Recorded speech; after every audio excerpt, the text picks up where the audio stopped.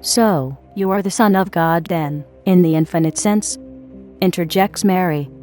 But only in the infinite sense, says Jesus. In any other sense, the concept of the Son of God becomes a tragedy. The people see me as God's incarnation in the flesh, born by a woman, without the least sexual interaction. This concept is a tragic statement of incompleteness.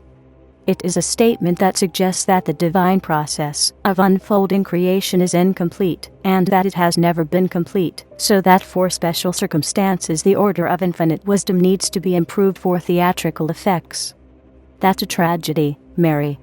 I have become trapped in this tragedy in the minds of the people. People come to me, saying, "Hail, Son of God, please heal my blindness, my broken bones, my scarred face," and so on. That's like them saying, "Give me bread and fishes, so that I can live more comfortably." They seek me out, hoping that I deal with their inconveniences. The tragedy is that no one has come to me to ask what must be done to rid the world of Rome and its fascism, and of the religions of the numerous forms of circumcision and fiction. So I must say to them all that their love is far too small. It doesn't come even close to reflect divine love. If this is all that the divine academics in future ages will seek, seeking nothing more than those loaves and fishes, then there is nothing there in that empty landscape to meet the human need. Their love is too small then. In this case, Rome will not be defeated by them, but become global, and humanity will be choked to death by it. Mother says no to that. She says that our accomplishment is near to completion. It is near to the point of infinity. She says that this is enough. How can this be? Interjects Mary. Everything that I see happening suggests that your effort here in Palestine will fail to bring Rome down. Yes, this may happen, says Jesus. But by the time it does, no more than 15% of the populations in today's Roman Empire will remain left standing alive when Rome falls on its own sword and dies. Rome kills the precious. I say this not lightly, Mary. When Rome simply dies by its emptiness, instead of being displaced by a higher and more beautiful idea that is built on the principle of God, then in the resulting vacuum a new empire will rise from the ashes, a bloated version of Rome, which will eventually rule the entire world, and will take down the entire world with it to the 15% population level. And when it comes to that, under the unhealed mentality, the resulting genocide will be called a salvation. It may even end in the full extinction of humanity. If society loses its link with God, it dies. If Rome is not stopped here, and very soon, I can almost guarantee you that this greater tragedy will happen. If we don't win here, the Roman sword will grow in ferocity as it becomes replaced with ever more deadly weapons.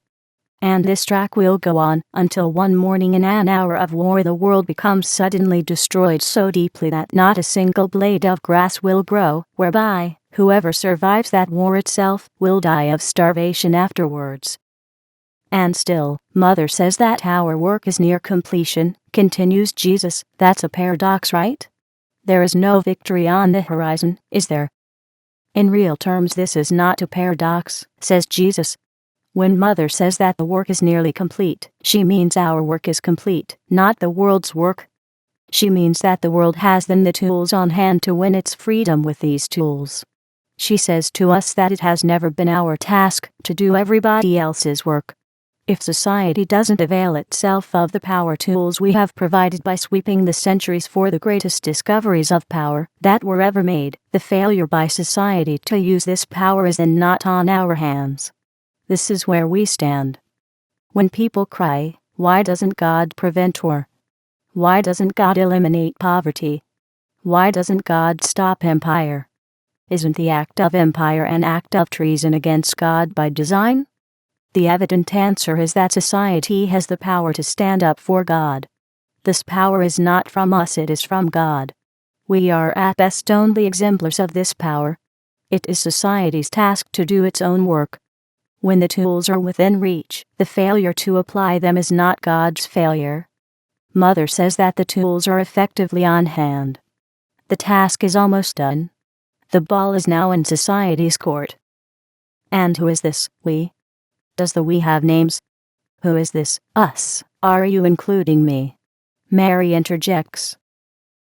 The we is us, Mary. The two are the same. The names are John, Mother, and I, says Jesus. Are you including yourself among those standing as one with God against Rome, considering that Rome counts as zero? The we that is us, that also includes God, should be enough to assure victory. I, Mother, and some others have come to Palestine to prevent a future catastrophe. Wherever we went in our travels, the people we met, those who had open eyes, all said to us the same thing. They said, you must go back. You are the best there is. You are our hope in the long run. You must succeed. If you won't win this, nobody will for a very long time. We are here to win. Do you want to join the winning team, Mary? You could be a valuable contributor with your precious sensitivity. Sensitivity to spirit is the power in this world, Jesus continues. It is the portal to being one with God. Our victory unfolds as small-minded thinking is defeated. We can do this here. This is why I am here, says Jesus.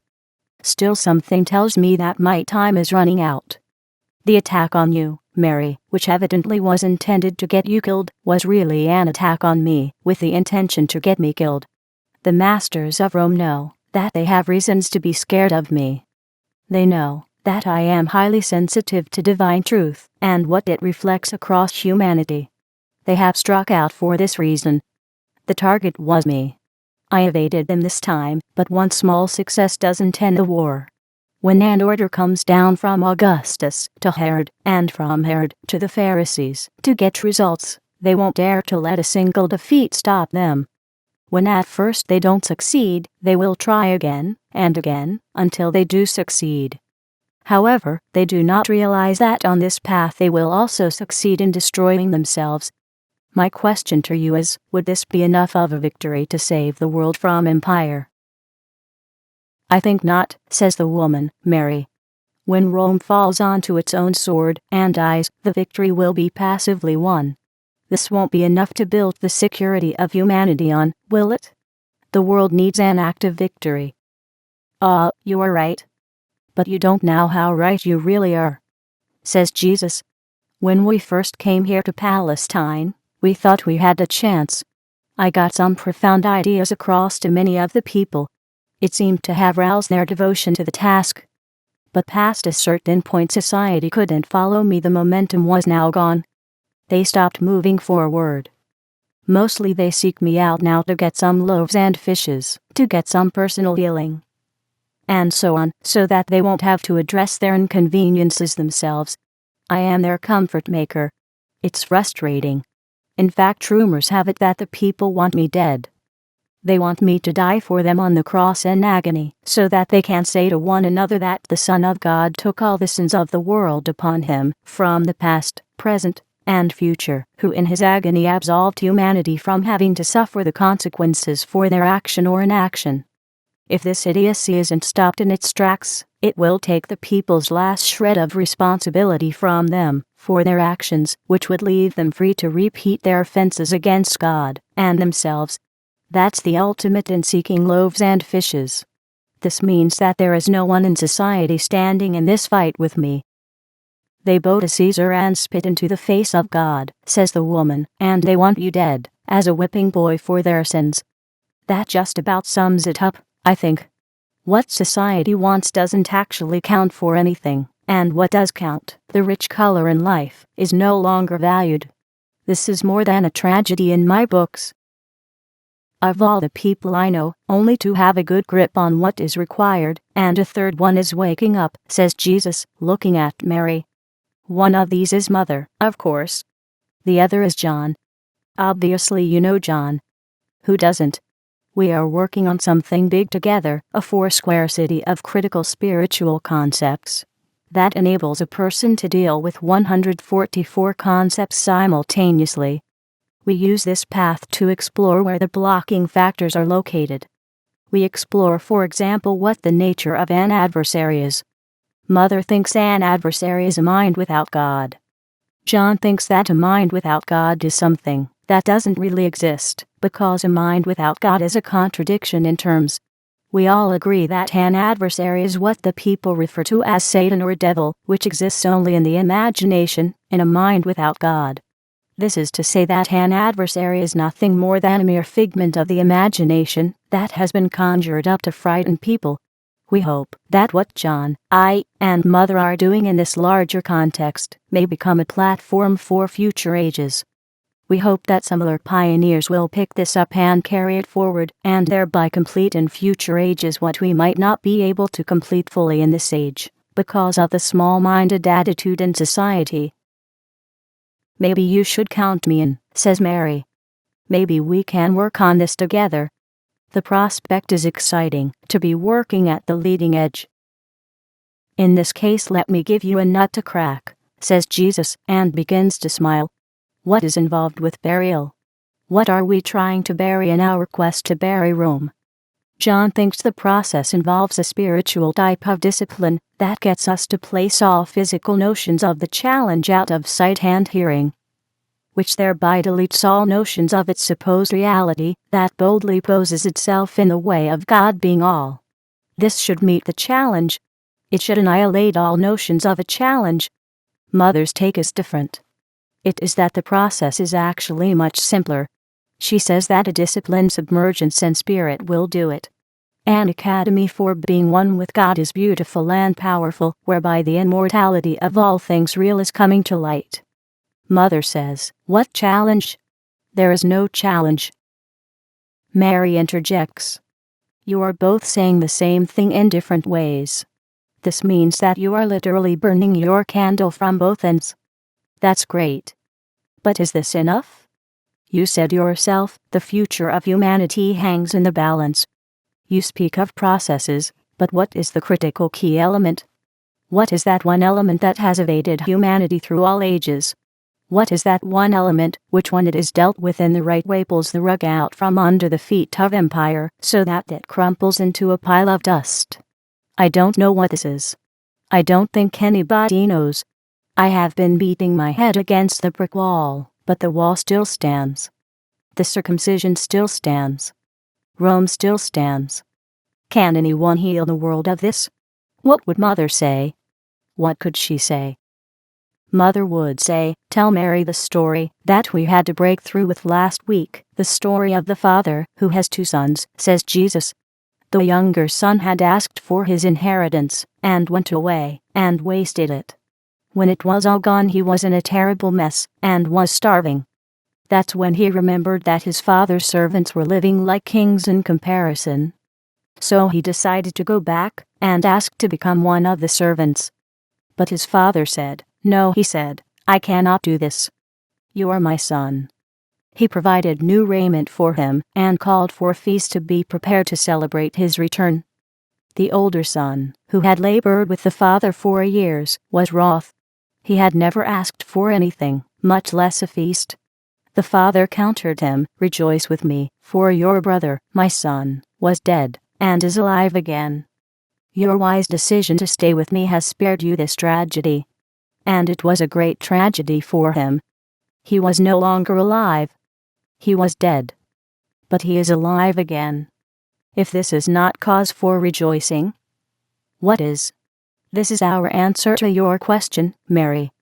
The younger son represents the circumcised. The circumcised society took what God has provided, and threw it away, as a sham. It amputated it, threw it in the gutter. The people committed treason against God, and found that they were as good as dead. Some actually committed suicide. This still happens. Those of the victims who could discern the cause, or their demise, who experienced the outcome of their denial of God, those of them who woke up and were able to link the cause with the consequences, do invariably find their way back to God. And, Mary, when they do return, they will be made equal in status with those who never left. We refer to it in the Academy as a form of natural spiritual compensation, where the only history, that is the present, the eternal now that God sees. Spiritual compensation is natural, because in being one with God no status separation is possible. If one is home, one is home. This applies to all healing. Those returning from the cold do receive full honor. their presence celebrated for the wisdom of having become alive again. They are celebrated as angels in heaven, and as giants on earth. They have stared their death in the face, and said, "I will go back to the Father." Many will go the route of the younger son, and seek their fortune in empty living. Some of them return. Many will not return home, but die in the empty landscape of their choosing. The one who does return from the desert deserves a celebration, for he had lost much, suffered much, and has overcome much. The senses of soul are spiritual, and as such, they can never be truly lost, which imposes a different way of measuring value. It measures the value that God sees in His sons, and on this platform spiritual compensation is as plentiful as the sand on the seashores, once the errors in which people become lost are recognized and rebuked. "I can hear what you are saying," Mary interjects. "Still, I can also see the older son's point, who has never left his father, and is not celebrated. Doesn't justice demand an acknowledgement?" You have been listening," says Jesus. We included this challenge on purpose. The father's comment in the story is, "Son, you are always with me, and all that I have is yours." My son, you have failed to celebrate this fact.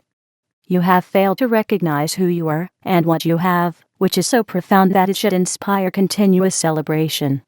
Maybe you should follow your brother's lead, and truly come home, likewise. We also had a deeper reason in mind when we staged the paradox of the celebration of the returning son, who had been lost, who had been as good as dead, living in an empty landscape. You will understand the celebration when I tell you what we have been told by some people in northern India. The people living high in the mountains there spoke of a future that they warned us would be a replay of the great night, in which the sun goes dim, and nothing grows except in regions where the sun is high in the sky all year long. They speak of legends that tell of such nights, long nights, nights of famine. They also had visions of a people returning home to the Great Father, in whose house is always an abundance of everything good. But seeing further, they saw in their vision those who had failed to return, a vast sea of humanity, who all perished in the agony of their starvation. They believe that those are they who had never recognized the power of their humanity, that naturally unfolds to people who are at one with the Father. The people in the mountains warn that the path to the next great night is already set in the heavens. They only couldn't tell us how distant in time the turning point would be when the next night begins. Now, Mary, consider what they said about the vast sea of humanity that they saw perishing in the agony of their starvation. Wouldn't there be a vast celebration in heaven and on earth if humanity returned to its home and discovered the power of its humanity to avoid this tragedy? The celebration would be unavoidable, said Mary. I would celebrate too, because then all would live. I would celebrate right now, because we would then live without empire, without the circumcision, and without fascism and poverty. Wow, what a story. This is not just a story, Mary, says Jesus. The treason of empire is real, including all that goes with it, that stands in denial of God and destroys what is good. Our story is the story of civilization. It is a story about an obstacle that can be cleansed from the landscape of humanity. I think it can be done in the manner the parable lays out. Any society that tolerates empire and lives under its treason is essentially dead. Someday this fact will be seen. It isn't that deeply hidden that it cannot be recognized and be uncovered. The story acknowledges that society universally has the open door before it that it needs, and the power to awake, and the wisdom to go through the open door and return to its normal, divine humanity. In your story, the wayward son inspired his own awakening. When he had nothing left to live for except the spiritual sensitivity that he still had as a human being, which he hadn't valued much until then, says Mary. Every society that chooses the path of empire will eventually reach this point, and will awake, and rouse itself, or die. Which it will be remains yet to be determined. Mother would add that the determining element is the deadening delusion called finity that keeps the budding thought from unfolding. Finity is a sense of limitation, a delusion, the opposite of infinity, says Jesus. Mother is right on the mark with this. We dream of great accomplishments. We know what to expect when the divine is established on earth, but in the same breath we say to ourselves that there are limits to what we can do. The word when is the finity factor that puts the limitation right into the premise. John sees the same in the context of science, even when we apply science to our divinity. Science means that we explore the unknown. This puts the limitation right into the premise. He suggests that we explore what is imminently knowable, because truth is knowable. Otherwise we defeat our highest hopes. I feel we are on the right track on this path to get out of finity, but have we moved far enough? Moving far enough, interjects the woman Mary. If John says that science imposes a sense of limits, then we must step up from mere searching to knowing, to experiencing the truth about God and man as being one.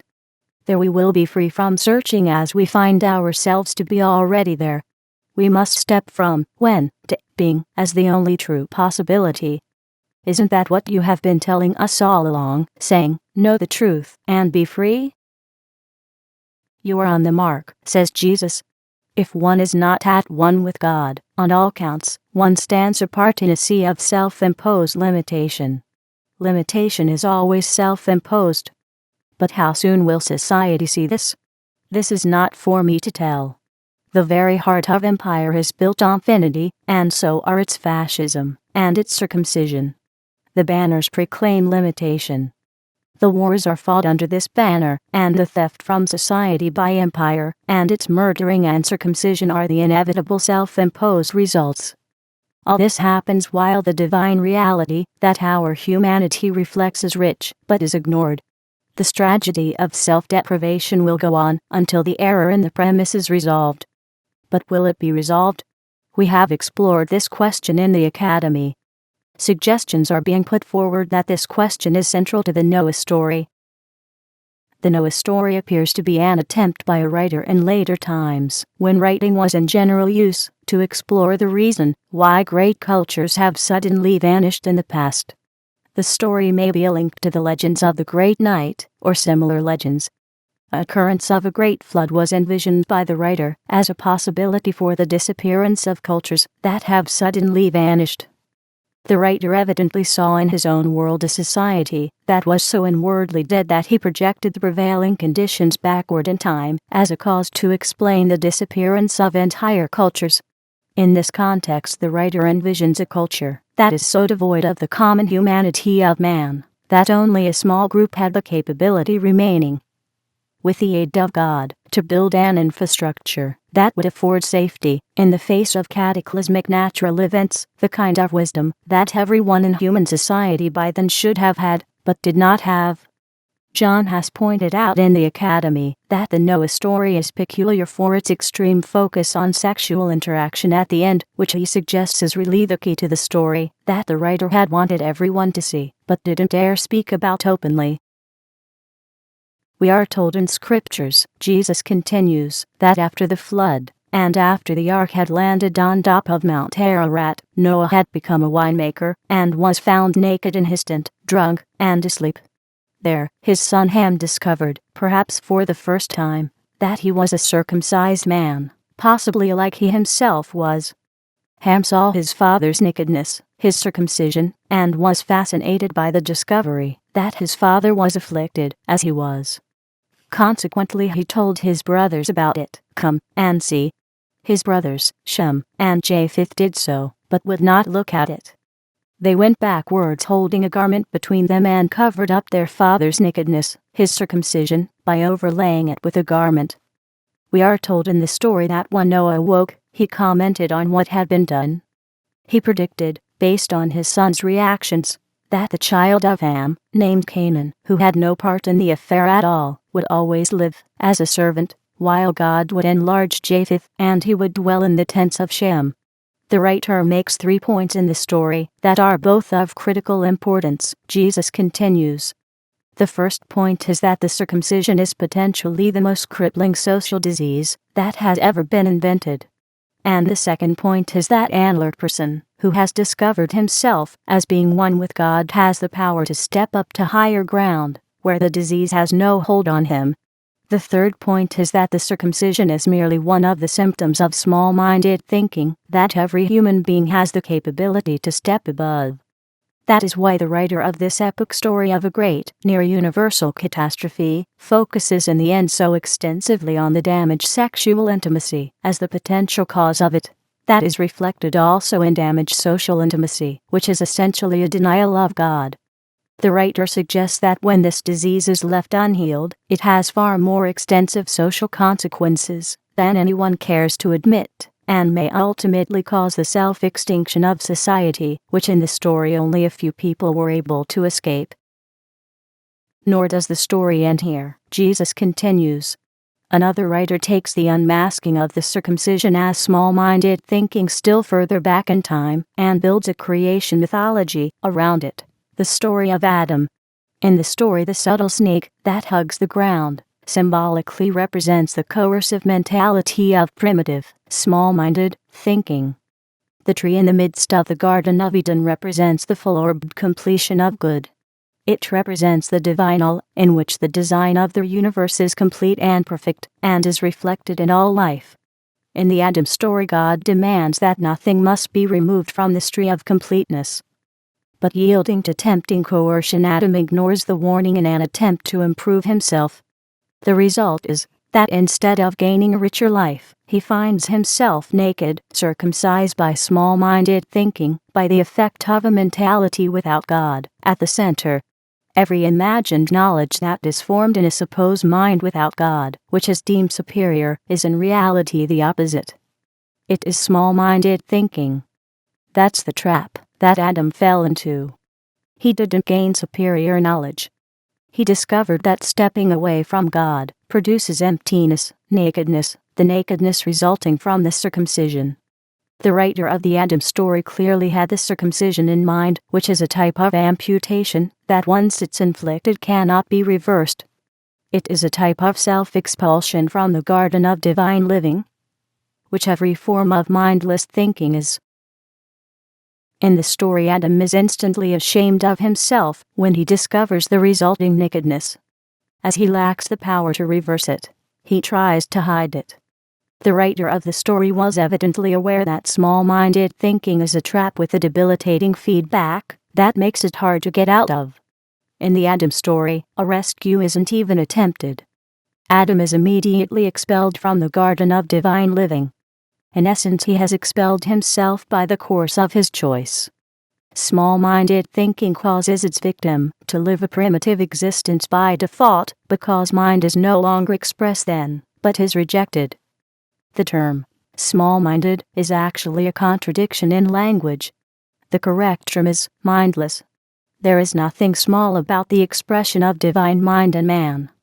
The default from that is mindless, meaning a mindless existence, where everything gets messed up. In the divine universe, small-minded existence is not possible. The term small cannot be applied to God and God's reflection. Whoever attempts to do this loses everything. This is in essence what I was hinting at, says Jesus to Mary, when I said to you after your trial on the charge of adultery, keep the gold precious. No one is secure and happy in a mindless type of existence. Maybe this is where the universal stumbling block is located, Mary replies.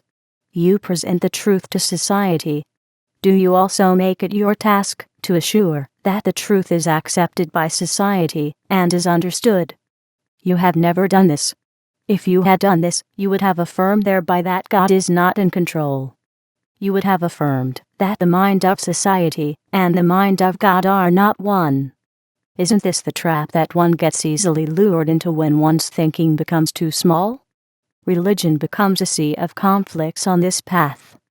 By going this path, one affirms that humanity, the image of God, stands impotent against the winds of time, impotent in the face of empire, impotent in the face of the circumcision that serves empire and its fascism and cultural idiocy, and so on, as if there exists a limit in truth to the omnipotence that should be naturally reflected in humanity.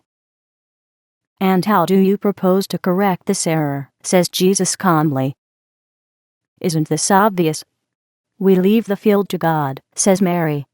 We impose no time limit, no resolution limit, no resource limit. We speak the truth and leave the field to God. God didn't build a security wall around the tree of completeness in the Adam story. To do so would have been an admission by God of an inherent incompleteness in the design of infinite wisdom. He said to man, "Be wise." And yes, I think we will be wise. We already say to empire, "You are inherently dead, because you never had life in you." God didn't have to say this to Adam when he discovered himself naked. Adam was well aware of it. I propose we say to society in the same context, "You are already the sons of God, because you had never been anything else, and never can be anything else, and that the time has come for you to discover this for yourself and to acknowledge it." Of course, this is what you have been saying all along, haven't you? You have probably explored this in the academy eons ago, and Mother had been the living case of it from the beginning. If we leave the field to God, as it was evidently designed to be, Mary continues, then someday both empire and society will recognize that the truth that has been spoken about them is truthful, and they will stop beating their head against the brick wall, as I have done. Till then, let them hop to it.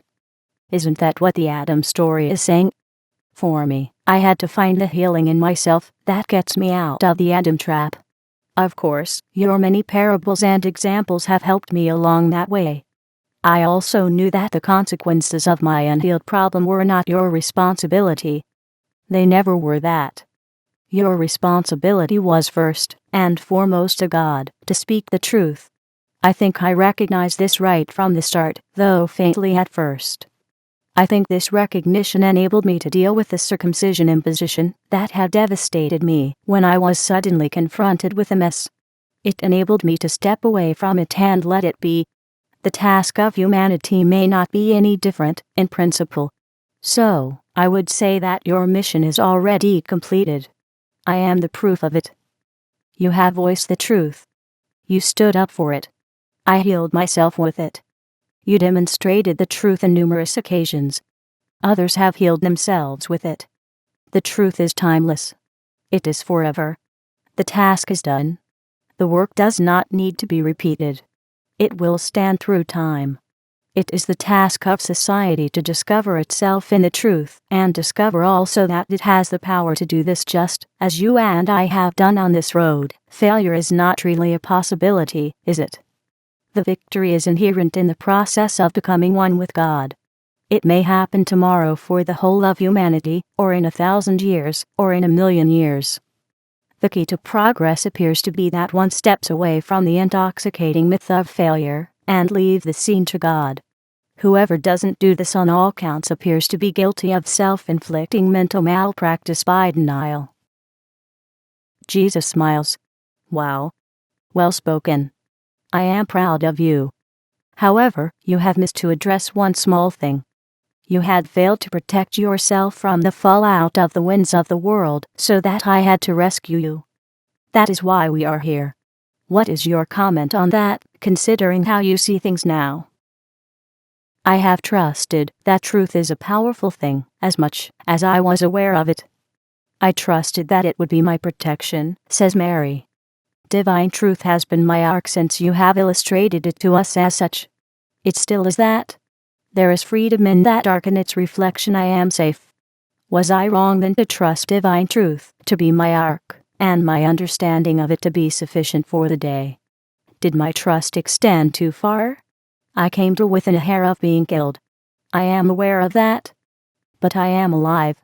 I came through the storm safely, held in the arms of divine love. Can truth ever be relative in any way, so that it cannot always be trusted? Is truth not absolute? You teach that divine love is reflected in love. Isn't that what has saved me? You are the expression of divine love. And so I live. Yes, I could have protected myself in the conventional sense by never having laid eyes on another man, and never having responded to the men's pleas as love demands one to respond. Yes, I would have lived securely then, as securely as those in the graveyards. But there, one is already dead. I have decided that I will not live in the graveyards. Yes, it took many patient steps to build a life above the primitive ground. Jesus laughs. Let me introduce you to my family, to the academy. Mother will be delighted to meet you. She always keeps saying that the light can never go out, so that there will always be leading-edge thinkers in the world, and that those, no matter how few, are the majority, because they will change the world. And she is right. We will change the world. The Academy of God stands on 3 pillars. We built on scriptural history that sweeps the ages for the dullest recognitions of the reflected divine spirit. We use this and build with it on the pillar of science, the development of science that paves a path away from even itself, from finity and limitation, to the fullness of God. And the 3rd pillar that we build on is healing. Without proof in healing, the other pillars stand on sand and are empty shells that bear no weight. Welcome to the Academy, Mary. Nevertheless, you fail to recognize the serious nature of the challenge that I had defended you against.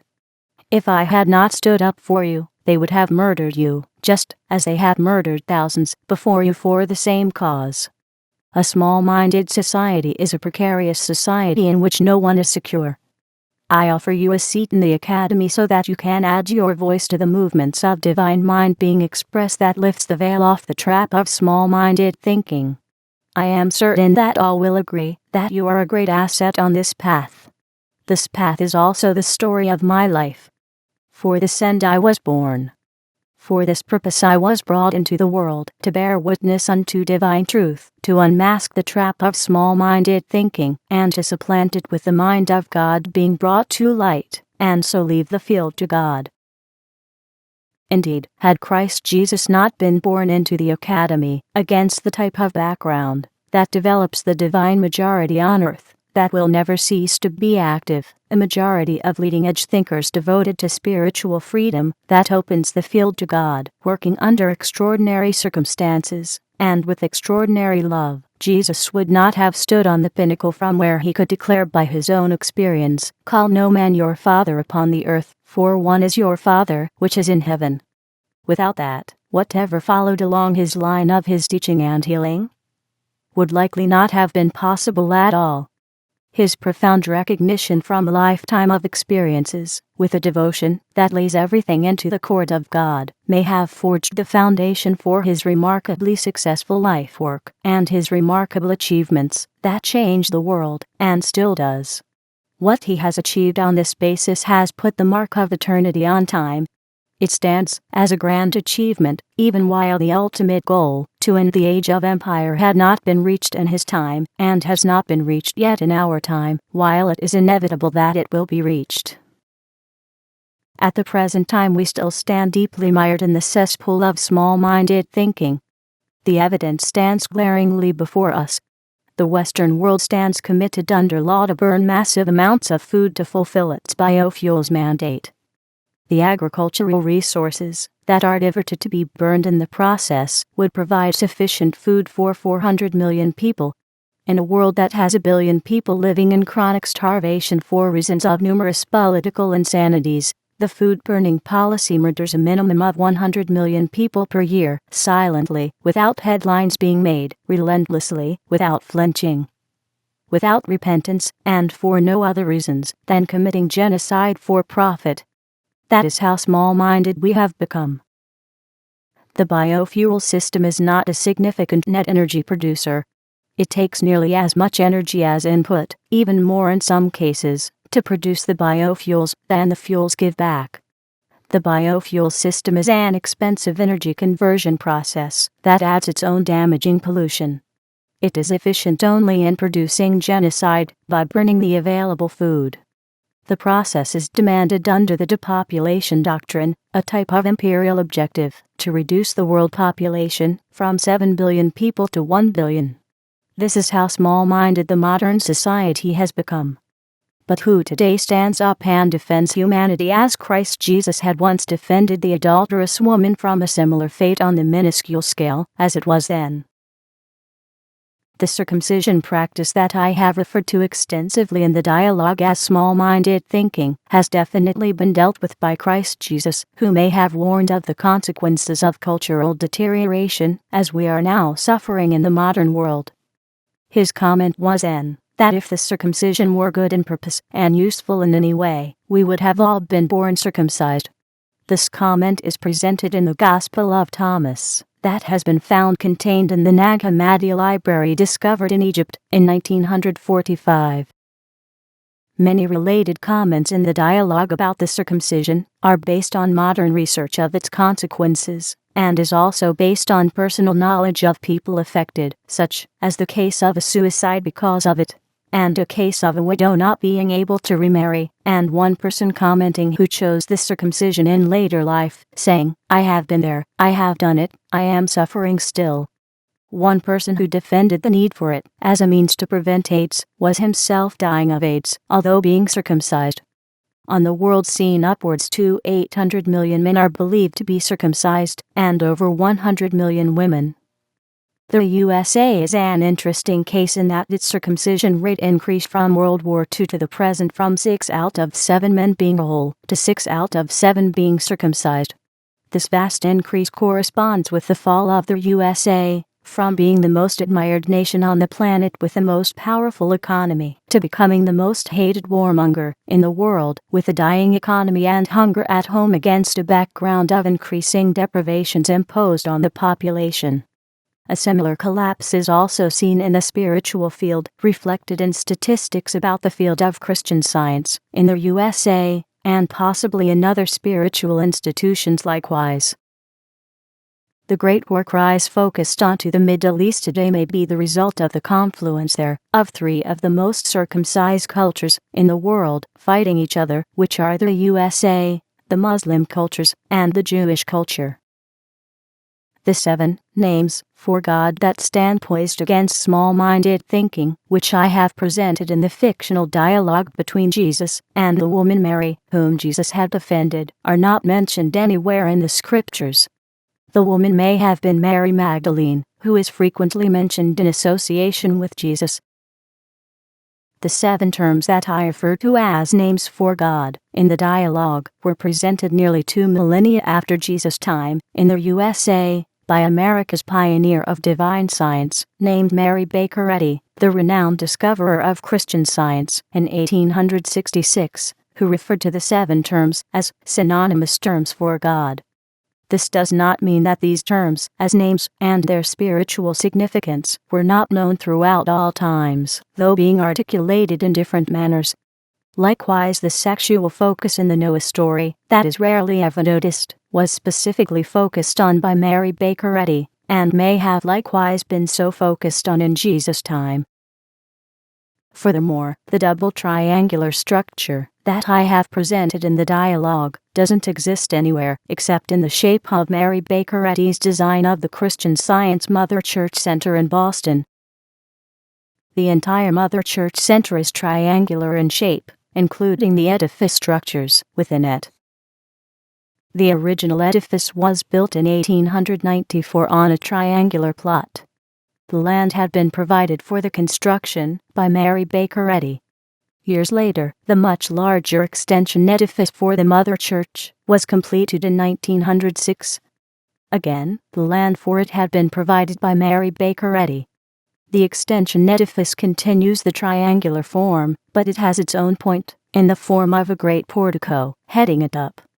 The 2 structures are built back to back. The great organ in the extension is located near the joining wall, with a great dome overhead.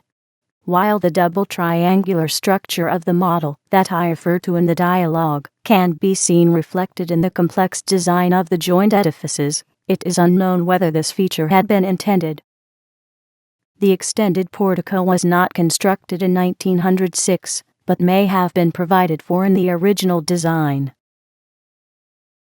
To the best of my knowledge, the double edifice design, with a double triangular feature pointing into 2 different directions, is unique in the world. It is not unreasonable to assume that Mary Baker Eddy had intended the underlying metaphor, as she had provided the land for the implementation of it. The triangle base model in the dialogue is based on Mary Baker Eddy's work. I have projected it backwards in time on the recognition that the Christ truth that unfolds in humanity's scientific recognition is timeless, without a beginning in days, and an end in infinity, which would have been the guiding star in Jesus' time, as in our time, though individually expressed in form. This timeless feature is somewhat reflected in Mary Baker Eddy referring to the extension, not as a church, but as a magnificent temple. The concept of temple is significant in the spiritual dimension, together with the concept of church, which supports the dual triangular structure referred to in the dialogue. The part of the dialogue about looking outward instead of inward is reflected in the stained glass window in Mother's room of the original edifice of Mary Baker Eddy's church. The window shows a scene from her work, Christ and Christmas, presented with a side-reverse perspective, meaning that the correct perspective can only be seen from the inside looking out. The same applies to her seal. Is she saying that all the divine aspects can only be perceived correctly when they are perceived from the standpoint of God looking outward, instead of them being seen from the periphery looking inward? Perhaps she is saying this. And perhaps this is important. The whole of humanity needs the full scope of Christian Science extensively developed as a spiritual science to enable it to master the immense existential threats that humanity is facing from an inverse perspective manifest in the form of economic collapse, nuclear war, terror, the depopulation ideology, and above all the physical challenge that the start of the next ice age is imposing, potentially in 30 years' time, that we need to become prepared for. The great night that I refer to in the dialogue is the Ice Age challenge. The Ice Age dynamics had required the human society during the last Ice Age to live for long periods under an inactive sun, according to the Dansgaard-Oeschger oscillations, that only a few may have survived, which may have been remembered by early cultures and have given rise to the Noah story that now looms before us in huge terms with the potential start of the next Ice Age in possibly 30 years' time, that we need to prepare our world for, to be able to survive. In this context, the Noah story may be the most critical of all stories in all the scriptures. All the northern nations on earth will cease to exist in short order if humanity fails to build the needed vast new infrastructures for agriculture that would need to be staged afloat across the equatorial seas, for the lack of land in the tropics, where agriculture will remain possible under a 70% diminished sun, which is an electrically inactive Sunday. This means that the nations of Canada, Russia, Norway, Denmark, Finland, England, Ireland, France, Spain, Germany, and Poland, and so on, would simply vanish as functioning nations. A nation without a food resource does not exist. This means that the most critical change in the physical condition on Earth, which promises to supersede anything that has ever been experienced in the history of civilization, may be upon us in roughly 30 years. The 30 years time frame, which involves large astrophysical systems that are already in a transition phase, appears to be on this basis more readily predictable than the weather next week. But will the ark be built that will carry humanity through the coming Ice Age? That may start in 30 years. The current small-minded thinking is so dense with illusions of empire, profit, impotence, and limitation that an Ice Age start is not even considered, much less is being prepared for. The default survival rate is unimaginably slim. The cataclysm of a society remaining unhealed of its willing subjection to empire and its numerous forms of idiocy and fascism, which Jesus may have warned about, is quite real and is looming before us on many fronts, not just on the Ice Age front. The challenge that stands before society to heal itself on all fronts is ultimately a challenge to reflect the love of God, divine love, as universal love. The world stands as far from meeting this challenge on the home ground as the moon is from the earth. The principle of universal love is not even being considered. Universal love is difficult to implement, extensive in its reach, and multifaceted. I have written an exploratory story on the subject, in the form of a novel. By the time the story was completed, it extended across 12 volumes, 12 novels of a single story. The very existence of humanity may hinge in the near future on humanity mastering the challenge of the principle of universal love. I have presented selected stories from the 12 novels in the form of a substantial array of videos that focus on individual critical subjects. Though in the domain of spiritual exploration all subjects are critical. In the arena of war avoidance, the challenge is great. The nuclear war challenge must be mastered. The engines of war do exist, which in the space of an hour can create such catastrophic conditions on our planet that no one can survive, as no one can live without food. Nevertheless, this challenge is not the biggest challenge we face, because it is physically possible to dismantle the existing engines of war in the space of a week, if we care to do so, while the Ice Age challenge will take humanity decades to prepare for. But will we move on either front? Up to 100,000 Hiroshimas rest in the bellies of America's 14 submarines of the type shown here. These engines are presently fully protected and maintained, while the economies that once produced them have themselves collapsed. The outcome could be a war that ends everything. It might also be that if this outcome is delayed, that in time the nuclear weapons will no longer be maintained, whereby they will become useless. Most modern high-yield lightweight nuclear warheads require a tritium booster, item 5 in this case. With tritium having a half-life of only 12 years, it needs to be continuously bred in nuclear reactors, so that the warheads can be replenished to keep the weapons functional. If the economic breakdown is such that the weapons can no longer be maintained, nuclear war becomes obsolete. However, in the wake of such a deep collapse, humanity will live in a primitive, decaying feudal world that most people won't survive either. This trend is presently idealized under the depopulation doctrine that seeks the elimination of 6 billion people of the present world population of 7 billion. All this means that the nuclear war issue can only be won in an active manner of spiritual healing, which frees society of its small-minded attitudes and enables it to simply dismantle all nuclear weapons. Apart from this active spiritual process that has been referred to in the dialogue, humanity's chances are slim. I have written about both of the potential default outcomes in my novel, Flight Without Limits. The novel is mostly focused on the processes of healing society, whereby both types of the potential tragic outcomes can be avoided. The City Foursquare story that I refer to in the dialogue is a concept that was presented by John in the biblical book of Revelation near the end of it. It may have been a concept that Jesus was familiar with and may have been utilized by him extensively as a platform to advance scientific spiritual development. Nearly 2 millennia later, Mary Baker Eddy had continued the platform and built all her works on it. This means that Mother's Academy, theorized in the dialogue, still continues. The seal contains in complex metaphors all the critical features of the Foursquare city. It is interesting to note, too, that the time frame of Mary Baker Eddy's work, that was evidently based on this platform, extensively coincides with the only major period of peace and prosperity that the world has experienced in the last several hundred years.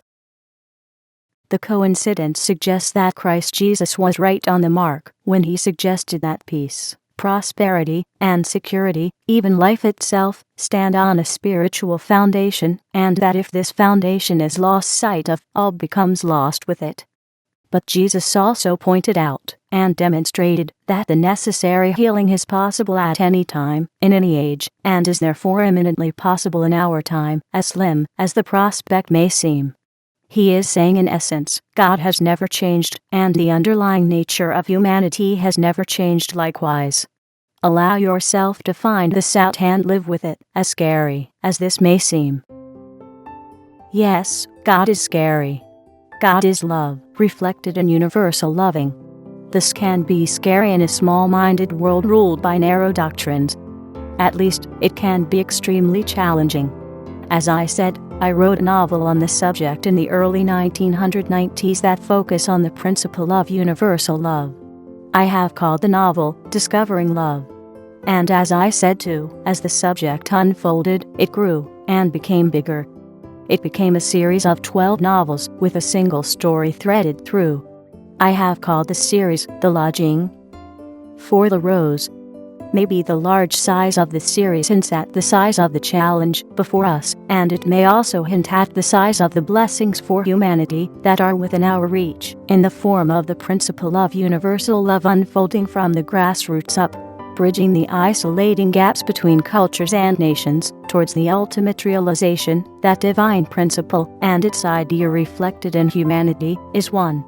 Isn't this what Christ Jesus' work had ultimately been about?